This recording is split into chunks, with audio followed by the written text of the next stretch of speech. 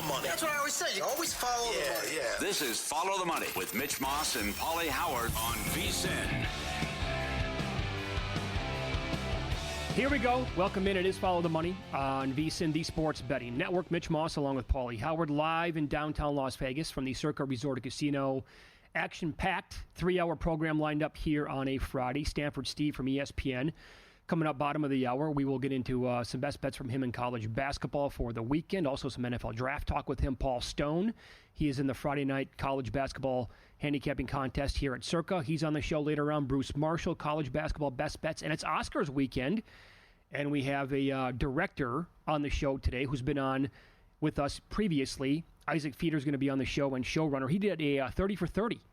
So he is going to give some predictions and maybe some possible best bets on the Oscars. He's a good man.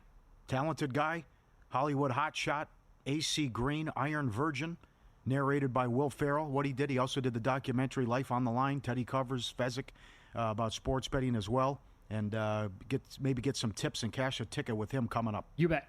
Also, we have a ton of news today in the National Football League. We finally found out what was going to happen with Matthew Stafford, and he is going nowhere. So he is going to go back, according to all these reports that dropped within the last hour or two, that Stafford's going to re-sign with the Rams, and they're going to try to run it back with him. This is the correct move here, I think, from both parties, right? Because all this talk about Stafford going potentially to a team like the Giants, yuck. I did not like that move. Out here to the Raiders, great for that organization, but is that how Stafford really wants to finish his career? And then some of the other things that were thrown out there, I would not have hated the Steelers, I guess, certainly. The Vikings, intriguing, but I think the Rams with that young core and Puka Nacua being an elite, like number one wide receiver, that defensive line and how they played in the playoffs, I think they're going to be a big-time threat to every other squad in the NFC next year. Yeah, what do you guys, the best I see is 28-1. That looks pretty good to me, considering you outplayed Philly in the second half. Yeah. And if you played a clean game, you would have beat them. So as a fan, it's unfortunate because it really would have opened the doors for a lot of crazy scenarios, and I was hoping he would come out here. But whether it was Sexton just using his leverage, you're right, Giants didn't make sense. Fingers crossed for the Raiders. Pittsburgh would have been interesting, but you have to like the Rams with their chances to not only win that division, but again, make noise in the NFC. And then it also leads to what happens now with these other teams that they have to pivot. So I agree with what you said in your assessment that the Rams had to do this. It was best for Stafford as well to end his career. We will put it out there right now to the audience. Here's my question. What's the best number that you can see on the Rams right now just to win the NFC? Because it's 28-1, like you said. You might be able, it's 30-1 out there for the Super Bowl. It may be unlikely. But if you can somehow find a 15-16-1 to win the conference, I'm in. I would like to put down a wager on that. Again, because with that division... Defense was nasty down the stretch. They were awesome. Yeah. It's still going to be a good division, obviously. The Seahawks are going to be a factor, depending on what they do at quarterback. The Niners are more of a question mark, I think, maybe than several years now prior to this. Yeah. But you don't know what's going to happen there as well. They could have some guys who are no longer on the roster who have been key contributors. Are they going to re-sign Brock Purdy to a monster deal? But good head coach there. And then the Cardinals were on the up. They're on the come. Yeah, they are. They are. No last doubt. year. But I still like the Rams to win that division. Yep. I'd say that you have to have the Eagles number one in the NFC. Then you probably have to have, Lions, Packers, Commanders. But I don't know about that. No, I'm saying in other teams. I think I'd have the Rams over most of them. Sure. You got to see what Detroit looks like now. Losing both coordinators. Absolutely. And maybe Johnson can turn around the Bears. Not that they're going to be that high, but that could happen as well. And maybe Minnesota falls down. The other thing now is these reports that what's going to happen with these two teams you mentioned. And there's multiple reports that now the Raiders are going to pivot and look at Sam Darnold and show interest in Russell Wilson, which the latter I cannot believe because he tried to get Carroll fired in Seattle. And I wouldn't want him anyways. So I don't this is where Brady has to step in and, leadership, and whether it's Sanders at 6 or you just put him in there and take his lumps, whatever. Because you don't want to pay Darnold all that money. And then Wilson's a horrible fit as well with that bad relationship they had and how it ended in Seattle. An unmitigated disaster that the Giants then would pivot and are looking at Rodgers. Why would he even want to do that? Yeah, Number well, one, he'd get killed. Because he lives there, I guess. Oh, my God. No, I know. That's just terrible. He has to remember what the offensive... He only played 4 snaps 2 years ago, but the offensive line that year for the Jets, that was no bargain, right? Yeah. And the Giants' offensive line, in theory, could be really bad again this year. If they could hold up for him, I thought about this earlier when the report first surfaced. Like, in my head, I'm thinking, oh, my God, the Rodgers-Neighbors connection could be incredible. Yeah. Now, what does that mean in terms of, like, winning games and doing damage? Maybe not that much, but... maybe like player props, fantasy perspective, like Neighbors to me would completely shoot up the board for fantasy if Rodgers were to go there and be the quarterback next year. He loves having like that alpha. He's had a great connection with guys over the years, and I just think that it would be insane what Neighbors might be able to do in year number 2 with Rodgers as his quarterback, rather than the dreck he was dealing with last year. Yeah.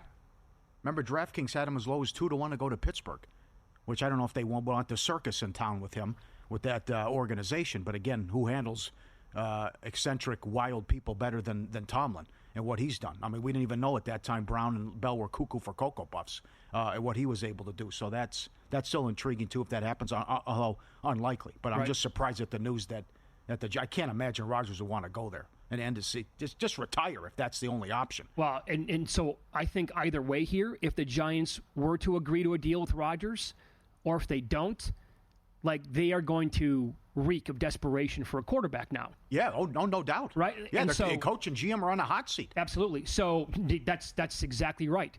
So they're picking third. Both teams in front of them also need quarterbacks, right? I don't think the Titans are going to take one. More on that here in a minute. But the Browns, I don't know, they could. So do the Giants, if they really fall in love with a guy like Cam Ward, do they now get so desperate? Do they try to make a deal with the Titans to leapfrog Cleveland and then suddenly get the number 1 overall in the pick in the draft, and they say, yeah, Cam Ward's our guy. Cam Ward's minus 150 now to go number 1 overall. Yeah. Well, rest assured, I think there'll be a trade. Whether it happens at 1 or 2, or maybe the Browns do something also, because it just gets worse now that Garrett says, I don't want to sign an extension. So now it's like, De Niro and Copland, my hands are tied. I mean, I think you got to move on from them and try to get a haul for our picks and whatever you can do there, too. So that gets juicy as well. Where's going to be the landing spot for Darnold? I don't know. I mean, are we going to play musical chairs here and there's going to be nothing left? And that guy might be Rodgers. Darnold, yes. Rodgers, Wilson, maybe no. That could be too. I think that's the game that's going to be played, and one of those 3 guys are going to be like, I don't have a chair to sit on here. Yeah, and Fields is probably a backup again as well. And then the news that the Saints want to keep Carr. That also takes out another spot. Mm-hmm. Intriguing stuff today, man. Yeah, yes. Very much so. Yes. How good was the North Carolina thing? Lombardi saying that Hard Knocks, North Carolina, watch Belichick teach and watch Belichick cook. That would be your Hard Knocks and interest in light of the Giants look so bad in their organization and how they handled Barkley that no one wants to be part of the show. Mm-hmm. I will say this. I think we're going to get like A+ Belichick in the media for this show. I agree. We're not going to get... No doubt. You're selling the program. You're saying, come here. No doubt. That's right. We're going to get the guy that we had the previous year when he goes on, McAfee, when he goes on with the Manning cast, where he was exceptional. So, again, Cam Ward now minus 150 to go number 1 overall. Abdul Carter got to as high as plus 170 earlier in the week because of that news came out. Hey, he might need surgery before the start of the season. Then they debunked that early the next day. He came back down to like plus 120. He has since drifted now a little bit at some sports books. This is Daniel Jeremiah from NFL Network. High praise here on the former Penn State edge rusher. Abdul Carter, we watched him with one arm. So good. In the playoffs, dominating. We were there. Yeah, it was dominating. Hold on, I got some Hembo stats on Abdul Carter. You want to know something crazy? And this is fully, recognizing Travis Hunter and his greatness. I'm not so sure if they raced that Abdul Carter wouldn't win. Really? Abdul Carter, I was told when he has a full runway to get healthy and run, that he'll run in the 4.3s. In the 4.3s? Oh, God. Jesus. Yeah. Titans are pretty good at the defensive line, though. Yeah, but that could lead into your generational talent quote, though, too. Right. The freak. Yes. Right. That we've had Underwear before Olympics these guys. and all the someone works out, you fall in love with them, and okay, that's the pick. Right. So one more soundbite here. Travis Hunter got as low as like plus 450 earlier in the week. He's back to 9-1. This is Elliott Wolf talking about the Heisman Trophy winner. Yeah, I mean, Travis Hunter's a tremendous prospect. As a number of these guys are, he's obviously been very unique, won the Heisman Trophy, playing both ways.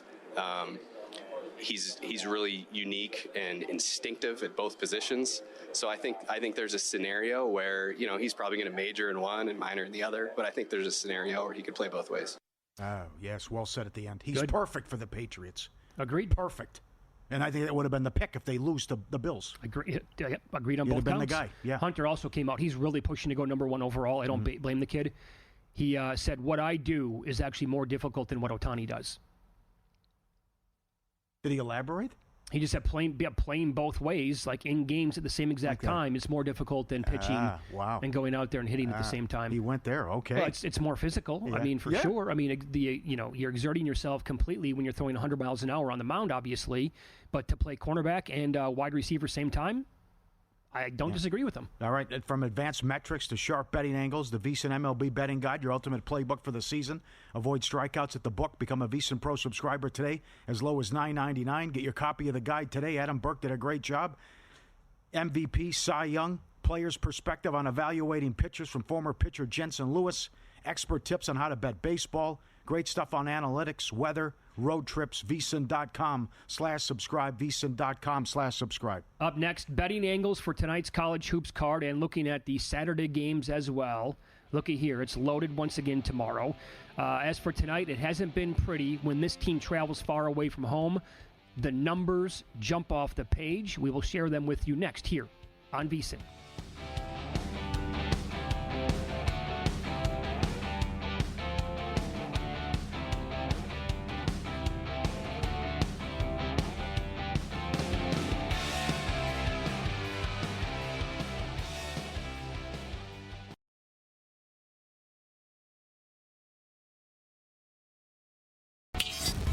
This is Follow the Money on VSiN. Welcome in. We're live downtown Vegas, Circa Resort and Casino. College hoops here. Stanford Steve joins the program. ESPN Sports Center with SVP, their podcast as well, and he is on the Progressive guest line. Always a pleasure, my friend. How are you today? Excellent, boys. Great to see you. I've been able to catch so much more of you, and it's been fantastic. I'm sure the schedule change has given you guys more of a life, knowing what you guys had to do. Now they're paying for you to hang out with you guys at Stadium Swim. It's awesome to see you guys keep growing. Thank you. We've hung out with you before, excuse me, at Stadium Swim. It was a great time. Yeah, Paulie didn't show up. You came. Yeah, sure. Well, that par for the course. I got a cabana. You sat there and had one beer. I got the bottle of Jack. What are you talking about? Come on. So I like this. You were getting hardcore last night with college basketball. You were scouting for the new name of the conference, right? The Coastal. Yeah. You were at Towson and Bill and Mary. What do those two teams look like in person? Well, Towson head coach Pat Scarry's been a good friend of mine, so I've been trying like heck to get up there for a game. Obviously, everybody has their traffic issues. It's not an easy drive when you got kids, but to finally get a Thursday night and go up and see them clinch the 1 seed in the conference tournament and then watch how they did it. William & Mary's a team that's, coaches from Princeton. They're going to be sound. They made 9 threes, shot 65% from 3 in the first half. They were up 12. Towson came all the way back and won by 20. Like it's some high-level hoops. Now, Towson's been trying to get over the hump to get back in the tournament. I think it's since 91. So they went 1-31 in Scary's first year. It's going to be tough. But this conference tournament winner, if they can avoid like an SEC team or a big Ten team, they're dangerous, man, because they could score. They got plenty of athletes. There's transfers on the rosters. That conference tournament is up for grabs. So check those prices too. There's 4 or 5 teams that could win that.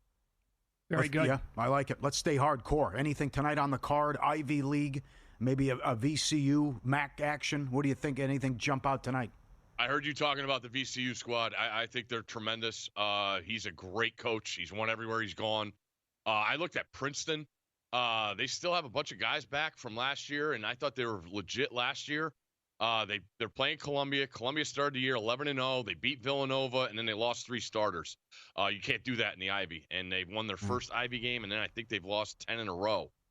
So I look at Princeton, given 4. What do we got there? 4. There's 5 now. Oh, is it 5? 5? Yeah. I'd still look at that. Or if you want to throw them in a money line parlay with somebody, I think it's worthy, but Columbia's on a spiral. You said something interesting before you came on, and we can't stand this. A team likely could go undefeated here in conference play. And got to win a couple more games. You think it's good for Yale to take a loss before the conference tournament? I do. I always do, guys. I think you want to be peaking at the right time and to get reassessed and get your focus back. As painful as it was to watch Maryland lose that game the other night to Michigan State, knowing we got a little ticket on the Terps for the Big Ten, it's a hell of a lot better to lose now like that than it is in March. And now that we're here, I think, you watch Michigan pull another game out last night, and that's what made it so tough watching Maryland. You think back. But I think that for a team like Maryland, like you get reorganized. All right, hey, what did we not do well? We didn't respond to the physicality of Michigan State. I always think a loss late in the regular season can do wonders for you because it's an automatic reset for your coach and staff to get your team's attention. And like I said, you always want to be going up at this time of year and to reassess things and get the focus back. If you've been on a long winning streak, I think it's always good. So where are you at with the team that went to College Park and upset the Terrapins earlier this week? Sparty, only 3 losses in that conference. It's March. People are going to say it's Izzo in the month of March. Get out of the way. They can't shoot, but are you buying Correct. in? It's on the matchup, Mitch. It really is. And I know you guys are doing your teams to get to the Final Four, but I got to see the bracket, especially this year. Scott and I have talked a ton about, the Big Ten teams, and I do a thing that, who could win the title. And I didn't have many Big Ten teams on there. I had Maryland on there. I had Michigan State because Izzo and Pitino are the best because they dictate to you. They walked into Maryland's building, and the best building it's been in 10 years, and dictated exactly how that game was going to go. We were going to be physical. There was going to be a grind. And to Maryland's credit, they come back from down 9 with 2:50 left. But I could see Michigan. I don't know if they have the goods to, again, the matchup. Like, how are they going to – they're going to have to score if they play these SEC teams. I don't put anything past them. There's been plenty of times where I've bought into Michigan State and gotten burned, and there's a bunch of times where I faded them and made out well. So they're about the matchup, but they're going to dictate a la St. John's and Pitino.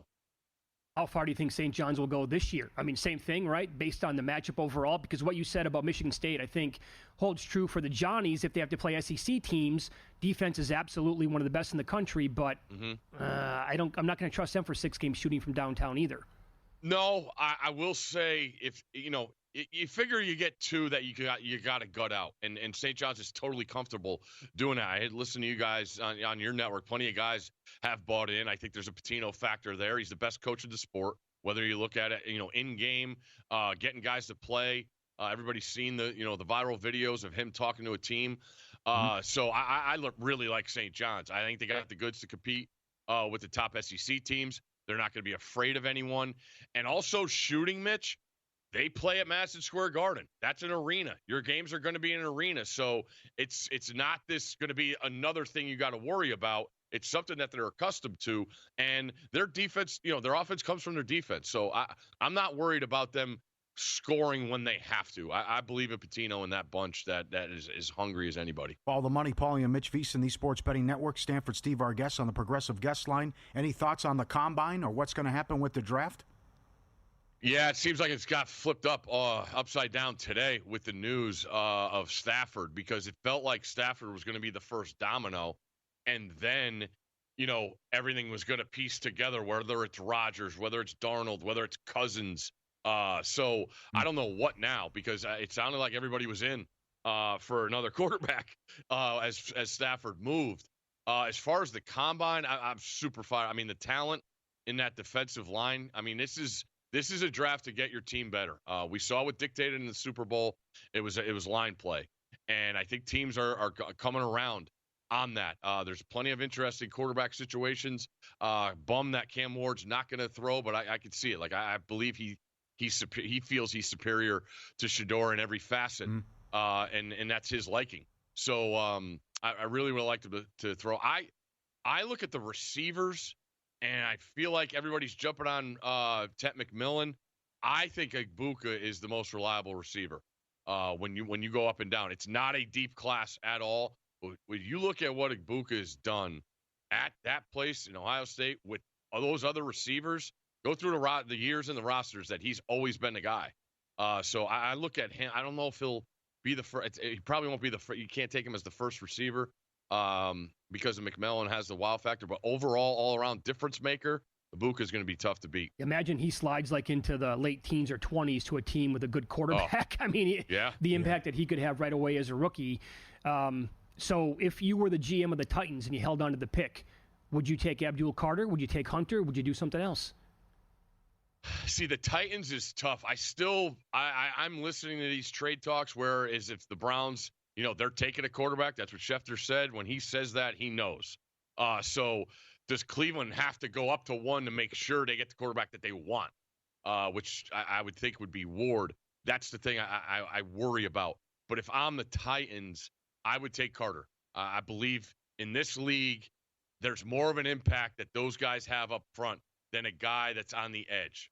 He's the Heisman Trophy winner, the best player in the sport. But as far as difference maker and Carter, I need that now in that division where it's attainable. If you do get yourself better in certain areas, I'd look at Carter. You have 90 seconds. Yep. Favorite Gene Hackman movie, and what grade do you give, and how would you explain Buc-ee's? I got to go either Hoosiers or No Way Out. You guys, we were talking in the break. You got to see No Way Out. It's absolutely fantastic. Old school movie, DC, Navy officers, corruption, the whole deal. Buc-ee's. It's a circus. I give it a B. When I'm on a rest stop, and I'm talking about the giant ones that have everything, like you have to spend so much time looking around at what the hell they have, because they have everything. The popcorn selection is fantastic. I will give them that. The different kinds of caramel. I'm a popcorn guy, so I'm always looking at that. But it's an absolute circus. And when I'm traveling, I want to get my gas and grab a tin and get on the road. So I'm not there to look around, but I give it a B. People love it. A lot of people have told me not only like the brisket sandwiches or the brisket breakfast tacos, but maybe the best beef jerky they've ever had. Yeah, I'm a big jerky guy. Jerky, yes, for sure, because it's quick. I want to grab it and go. I ain't got time for a sandwich. No, right, there you go. Moving on. All right, buddy. Thanks for the time. We appreciate that. Absolutely. You guys are the best. Have a good weekend. There you go. Stanford Steve, ESPN Sports Center, and the SVP podcast as well on the Progressive Guest Line. Win Some, Lose Some is up next. And file this data away for Steph Curry. The numbers are astonishing.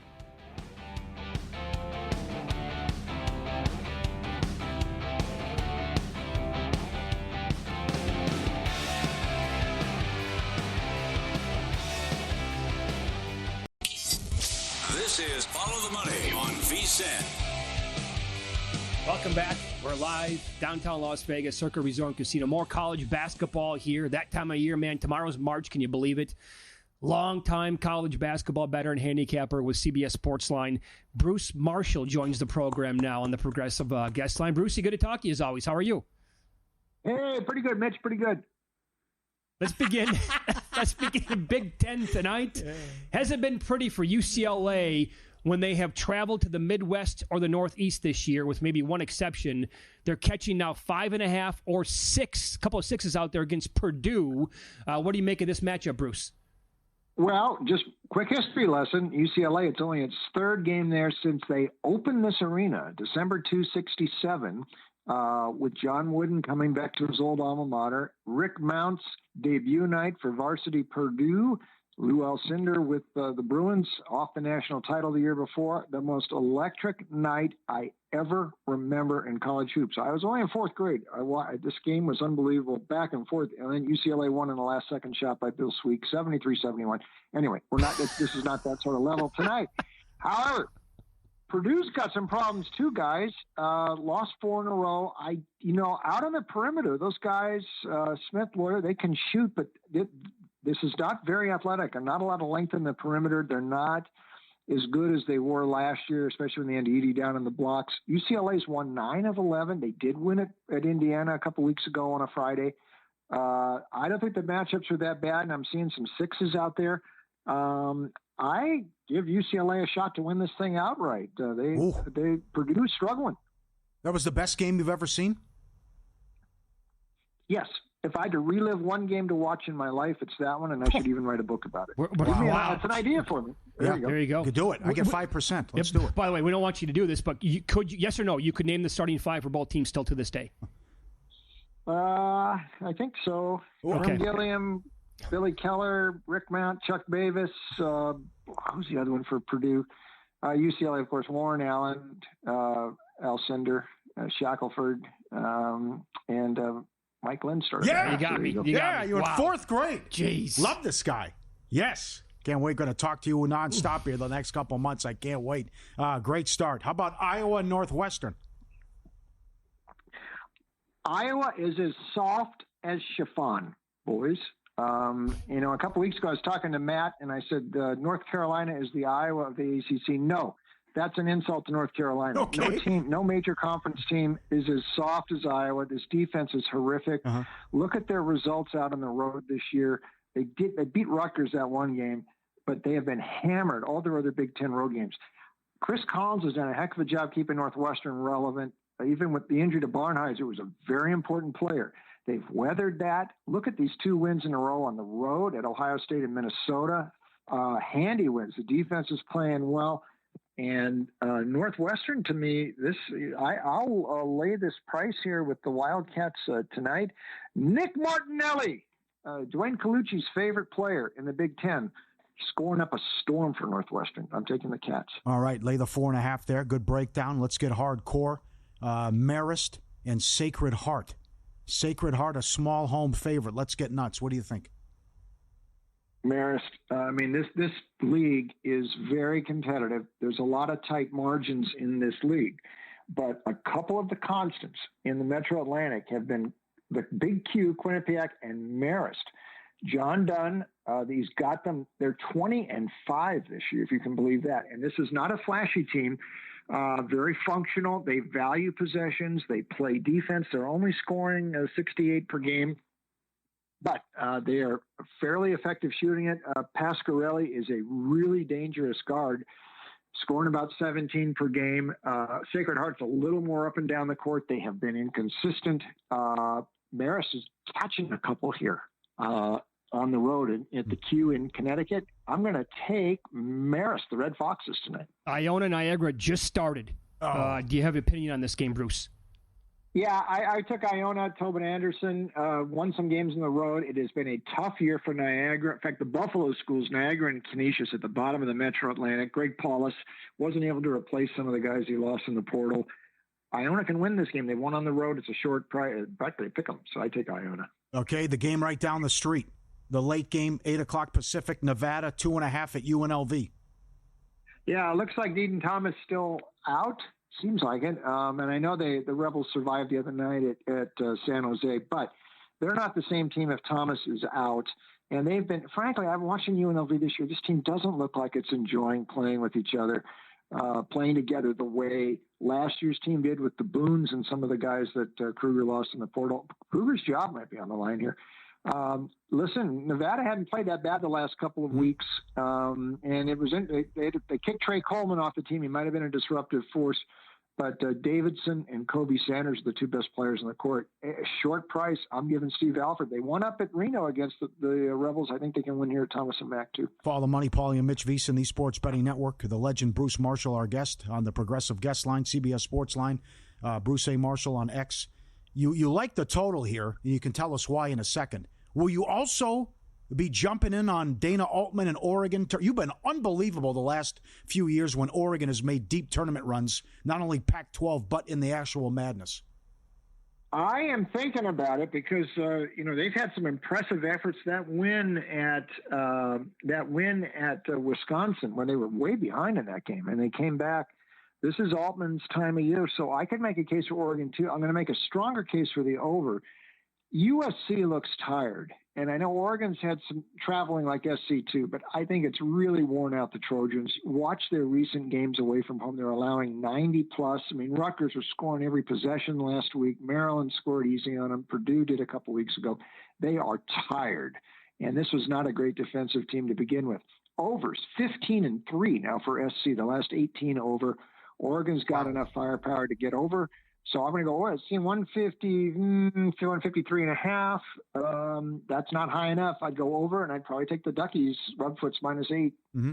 All right. Paul Stone made the case for South Carolina earlier. It's pick 'em in some spots against Arkansas. What do you think? Well, he's a Texas guy, so he just hates Arkansas. So I would dismiss whatever Paul Stone says about Arkansas, okay? I'm on the other side here. Arkansas is the story of the SEC right now. And it's all happened since Boogie Fland went down, very flashy freshman guard. But since then, look what they've done. If you got 8.5 in the Texas A&M game a couple Saturdays ago, they've covered 8 straight. They're going to make the tournament now. And Fland going out has made this a better team. This happens sometimes in hoops. Janelle Davis from Florida Atlantic, the transfer, had done nothing the first 2 months of the year. Suddenly, he's scoring in double digits every night. They've moved Wagner over to point. Wagner came with Coach Cal from Lexington. Mm-hmm. They're a better team right now. And I know South Carolina isn't as bad as that conference record suggests, but they've only won once in SEC play. This game's practically a pick 'em. I'm taking Arkansas. Bruce, you really like to roll your sleeves up and get to work on the West Coast as well, West Coast Conference. So having said that, what are your thoughts on Santa Clara and Pacific tomorrow? Now, we're going to have to lay some points if we like Santa Clara, but I would suggest that people don't worry about it. Go ahead and do it. Look what Santa Clara does to some of these teams at the bottom of this league. They absolutely destroyed Pacific. They destroyed Portland. San Diego a couple weeks ago, they destroyed them.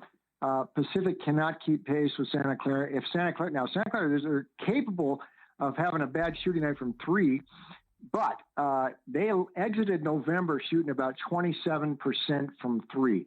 Now they are close to 40 on the year.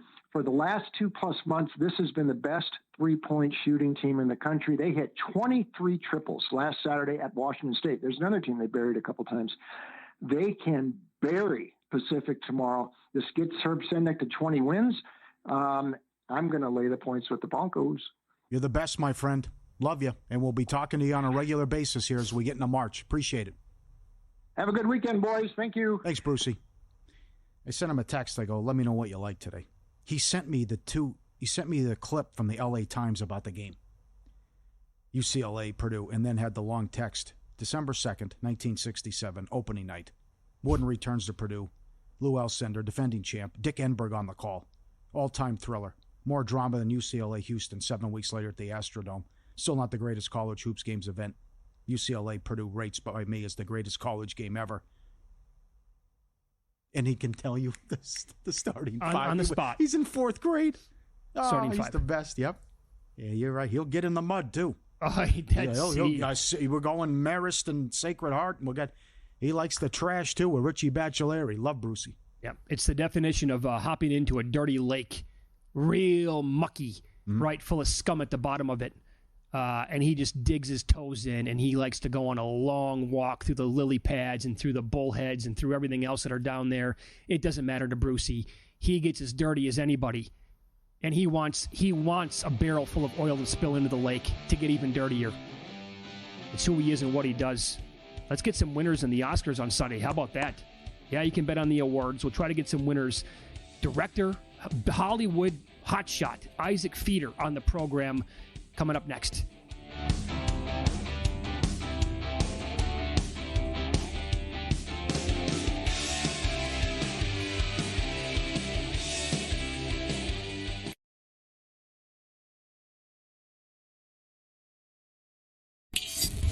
This is Follow the Money on VSiN. Closing the week on this show strong. Oscars Sunday night. You can bet on this stuff. DK has a massive menu, and we'll try to get a couple of winners here. As film and TV producer, Isaac Feeder joins the program now. He was involved with Life on the Line, 30 for 30 called Iron Virgin about AC Green. He's on the Progressive guest line. Isaac, good to talk to you again. It's been a long time. How are you? Good to talk to you too, Mitch. I'm so happy to be here. Happy to talk Oscars. Always happy to talk betting with you guys. Always. Well, very good. Let's begin. I'm good. Okay, let's begin. Best Picture then. Honora is minus $2. Do you agree with that number, or can you make a case for somebody else stealing it this year? Yeah, I do think that Honora minus $2. Like, let me just say overall, Mitch, a lot of these, the chalk is right. The heavy payment is right. It is kind of like, the sharper bettors are going to lay a lot to win a little. And I do like Honora. Listen, Honora has won the DGA award for Best Director, which is a big one. They've won the PGA award. It's been recognized by Golden Globes. Sean Baker also has been giving really good speeches and talks, and I do think it's a favorite. Now, there was one little curveball, and if there's one other movie I would encourage you to consider supporting at a shorter plus price, it would be Conclave. Conclave kind of shocked everybody by winning SAG Ensemble last week. And, most of the Academy members are actors, and it's a really great movie, and it's really high stakes. And I wouldn't blame anybody for putting a little bit of money on Conclave as well. But those are really the two that I would be talking about at this point for Best Picture. Thank you. I reached out to you earlier in the week. Adrian Brody was minus $2 for Best Actor. Now he's minus $2.50. You agree with that? And because it seems like everyone's in love with Chalamet, what do you think of that price? Yeah, this is one where I like the Chalamet bet, and I like the plus price. I like it for the Oscars because, this kid, he is a movie star. He's probably the biggest movie star in the world. It's a good look for the Oscars to give it Chalamet. What I would probably do here is I would probably bet with Brody, as he is the heavy favorite, but I would certainly also play Chalamet. If you're only choosing one, I like Chalamet. So many of these favorites are going to come through. I really like the Chalamet. I think it's a fun bet to have. There was also a little bit of controversy with Brody because people were talking, well, was there AI used for his accent? I don't need to get into any of that, but if there's any hint of anything, plus his SAG award, I like Chalamet. I think it's a fun bet. Oh, that's interesting. Okay. How about Demi Moore for The Substance, minus $250, Best Actress? Minus 250 is a deal. Wow. I think that she is a deal. I think that it's a bit of a lifetime award for her. She's been giving such wonderful speeches and all these. I mean, part of the problem, or maybe it's a good thing if you want to bet on, is we have all this data. We've seen Demi Moore make these rounds, make great speeches. It also can be a lifetime achievement award. She's a huge movie star. It's a great part for her. I just love it for Demi Moore. I don't see anybody coming close. I really don't. I mean, Mikey Madison gave a great performance, but Demi Moore is an icon. Give her the Oscar. Make the money. So you're saying that minus 250 should be much higher than what it is right now? I think so. I think considering Demi Moore just won the SAG Award, won the Golden Globe, won all these things in the past, I think that's a good deal. I sent you the odds. Should I even mention supporting actor and actress because the prices are so high? You should. I will say supporting actor, no. Kieran Culkin's a lock. They want to give him an Oscar for his role on Succession. I mean, I will say I love the movie. I don't know if you've seen it, but there are a lot of similarities to the part. And he's charming, and he does the rounds. Kieran Culkin's going to win. Now, I also do like Zoe Saldana. I don't know if she's minus 1,000 now. 2,500. 2,500. Wow. Yeah. There could be a little bit of fun if you want to do one real long shot. Ariana Grande would be the other supporting actress to consider. Emilia Perez, it's going to get some recognition foreign. It had a little bit of controversy about their other actor. There's other things that are going on. I mean, I think Saldana is going to win. She's going to give a great talk. She's a movie star. She's beautiful. She's Avatar. She's the whole thing.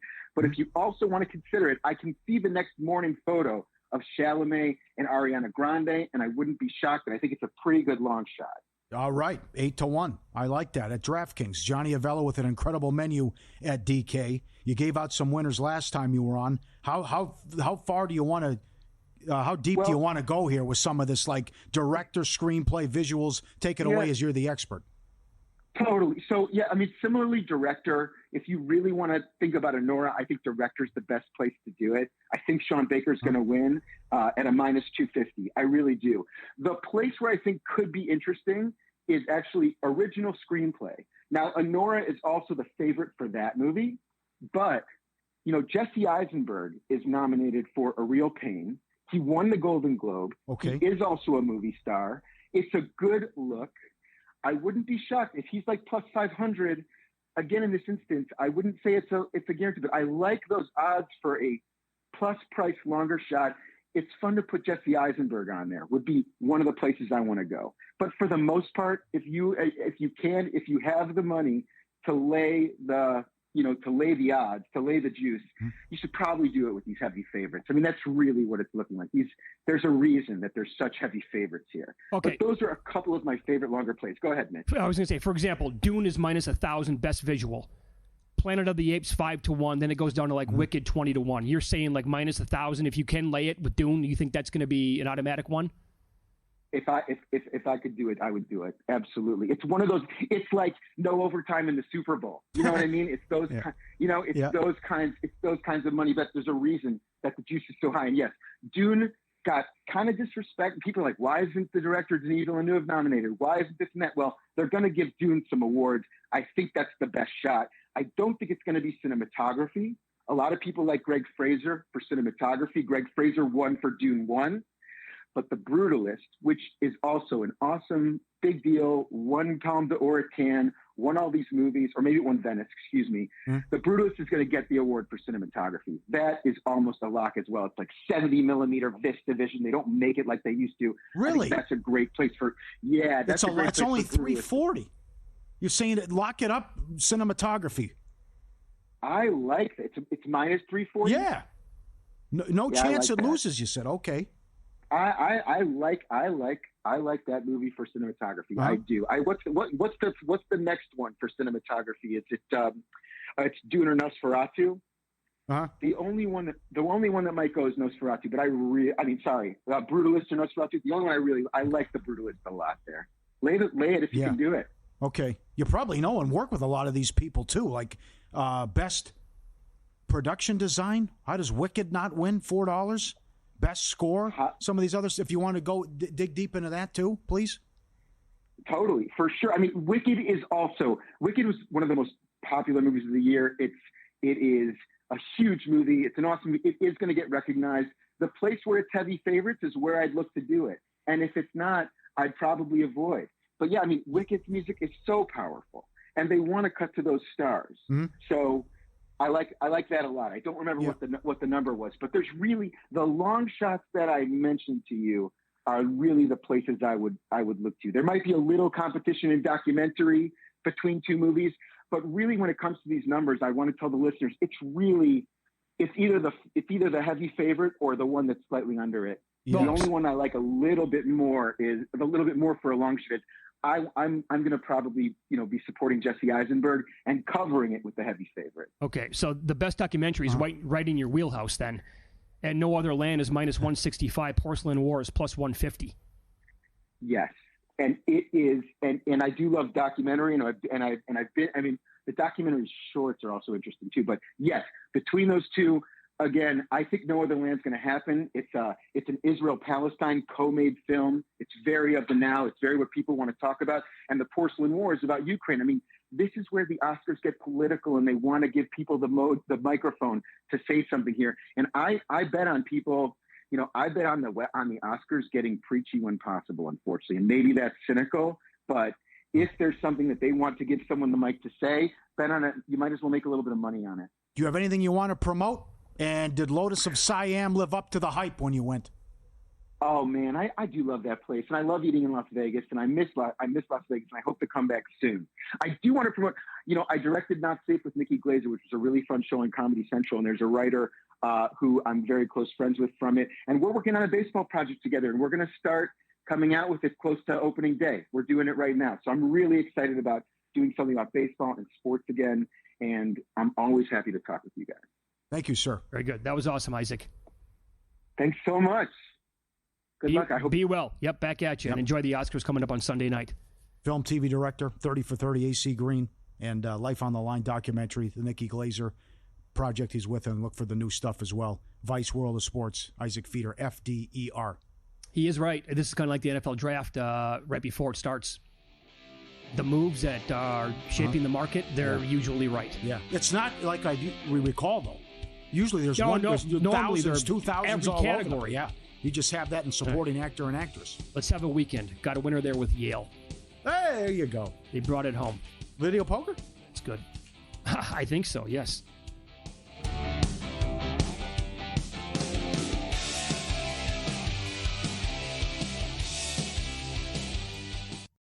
If your job at a healthcare facility includes disinfecting against viruses, you know prevention is the best medicine, and maintaining healthy spaces starts with a healthy cleaning routine. Grainger's world-class supply chain helps ensure you have the quality products you need when you need them, from disinfectants and cleaning supplies to personal protective equipment, so you can help deliver a clean bill of health. Call 1-800-GRAINGER, click Grainger.com, or just stop by. Grainger, for the ones who get it done.